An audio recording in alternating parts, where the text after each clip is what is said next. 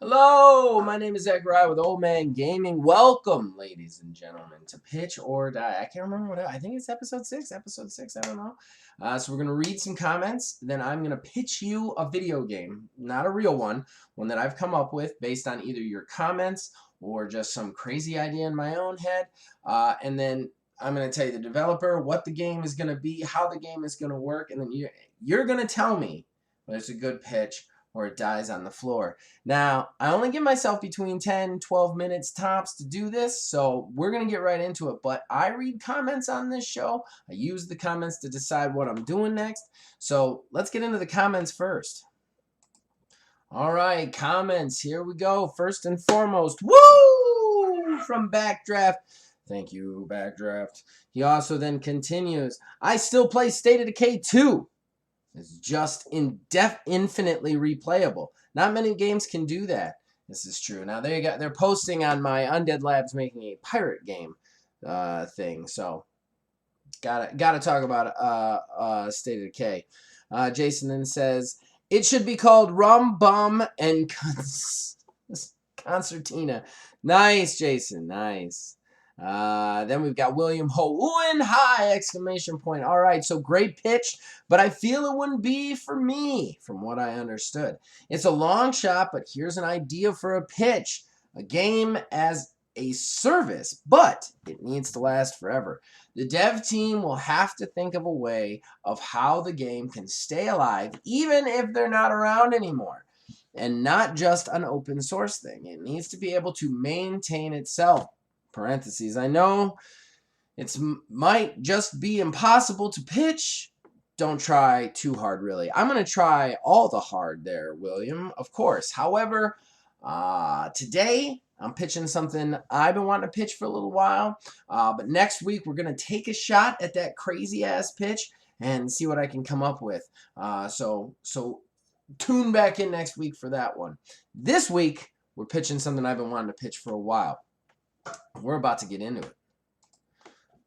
On a recent earnings call, WWE mentioned that they get a lot of business from their gaming departments. They make a lot of money on their gaming departments. So they have decided to go ahead and make a WWE RPG. Now, as a person who is trying to actually make a pen and paper wrestling RPG, let's hope they're talking about video games. And I am going to assume they are, because that's what I'm pitching tonight, ladies and gentlemen.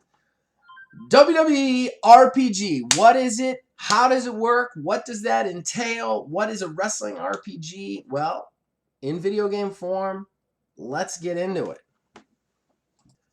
First and foremost, I have to pick a developer, and this was really tough. I went through a lot of developers, CRPG developers, action RPG developers, just tons. And the one I'm settled on, I'm going to get some shit for, definitely. You guys probably not going to be happy about it, but it was between them and another studio, and I'm not using anybody who was previously owned by Square right now. So, who's my developer? Bioware, a division of EA. I know they have not had a lot of wins yet lately. Dragon's Age is in the purgatory of development hell, and we all know how Anthem went. So, why am I picking Bioware? Well, Bioware has done something really interesting in the last couple of Bioware games. They not only emphasize choice, but they get a lot of role playing in, as far as the way that you fight. The characters can be very cinematic, but you can also have this kind of like strategy level to it, and that's what I want my WWE RPG to be. But without further ado, let's get into the pitch. What is this game going to look like? What is this game going to look like? Well, this game is going to look like something rarely done. What this will be is you will collect a stable of wrestlers. You will pay for wrestlers. You'll basically take almost like a management role in this game. Now, just want to say your manager does not actually have to have a character in the game. You're just paying for certain wrestlers that you're managing in the actual game, in the actual stable behind the scenes. Now, the actual matches and conflict will take place, kind of what they'll do is they'll play out. So when the match starts, you will decide your strategy for your wrestler, what they're targeting, how hard and fast they're going to go. Are they going to slow play it? Are they going to go hard? Whatever. And then the match will begin to play out. Now, as it plays out, you have a certain number of like pauses or timeouts basically that will freeze it and allow you to switch those things on the fly, strategies and other sorts of items, strategies that aren't quite working out. So the game is kind of actively simulating the wrestling match while you have this kind of influence on it. You'll also be able to get these kind of card type things where you can play them to influence the match on a whole, like big things such as like get the crowd chanting in your wrestler's favor. Maybe you want the wrestler to cheat, so you give the wrestler an opportunity to cheat. These cards will basically be played as you play the match, kind of in place of like opportunities, like kind of like the hand of God kind of making an opportunity for your wrestler to actually win the match, get better match rewards. As per se usual, you have to manage your wrestlers' stats. You have to update them, level them up as they get more popular. You'll have to also manage their injury, manage their promos, all of that stuff. You'll get a chance to manage. And I think the promo managing is going to be really interesting for Bioware to do because they're so good at the divergent tree selection. I think a lot of the promos are going to be that. And once your wrestler... either the wrestlers will be used from actual WWE wrestlers. All of them will have their own kind of style and a series of different like reactions to things based on whether they're heel, face, bad guy, good guy, or somewhere in the middle. And then you can actually like formulate a promo that way for your wrestlers in between. Now, I don't want this game to have an end. I don't want it to have a storied end. I want this to be like the old PlayStation 2 games like Here Comes the Pain, where this just keeps repeating through the season over and over again, and you can just keep working on your wrestlers, making a bigger stable, making cuts, getting rid of them, bringing them in, you know, that sort of thing. I think that this would be a really interesting way to do the RPG. You could even also, side note, put a manager character in, kind of make your own manager, and he could be a behind the scenes guy that you don't see on the thing, or he can come out of the shadows and be out in the scenes and have that character identity in the front place. I think BioWare does this well, can do this well because they have the cinematic chops to make those matches look really great, even though they're being simulated. Basically, like through the whole thing. Plus, they have the role-playing game side of things where they can add in those like stats, those card moments, all of those upgrades and stuff that you can change your character to. But we're not done here. We got to pitch some multiplayer. I mean, what WWE game isn't going to have multiplayer?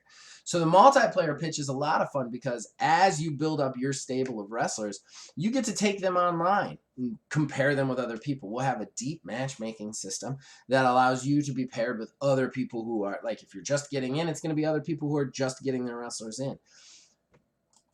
You can play one-off matches against people with the whole simulation rule card effect going into play as well.